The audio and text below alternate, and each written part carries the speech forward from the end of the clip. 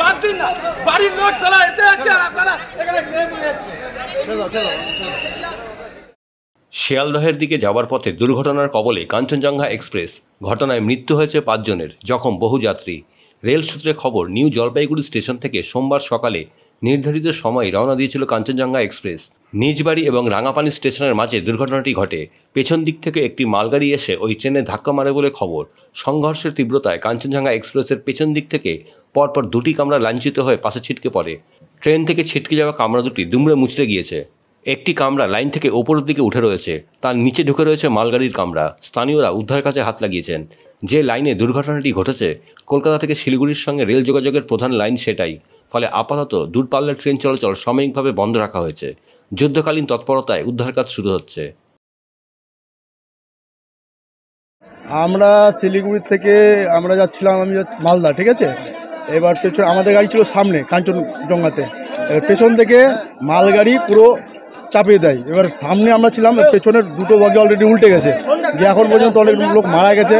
তাদেরকে নিয়ে যাওয়া হচ্ছে হসপিটালে, অ্যাম্বুলেন্সে। আমরা তাদেরকে হেল্প করে সবাইকে তুলে নিয়ে যাচ্ছি।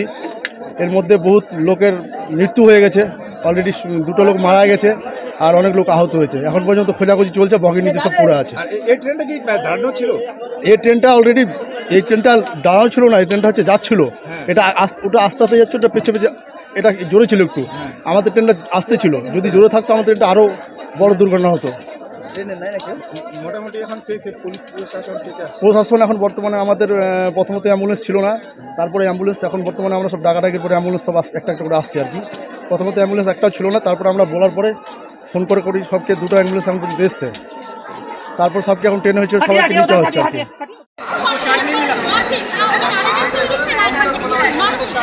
আপনার কজন?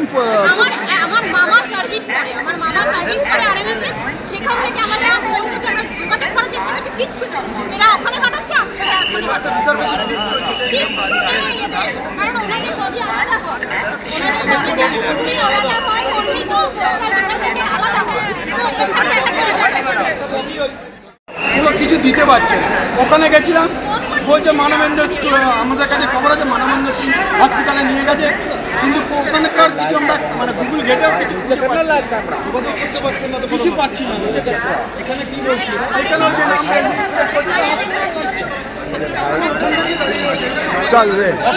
অর্থাৎ একজন ব্যক্তি তার দাদা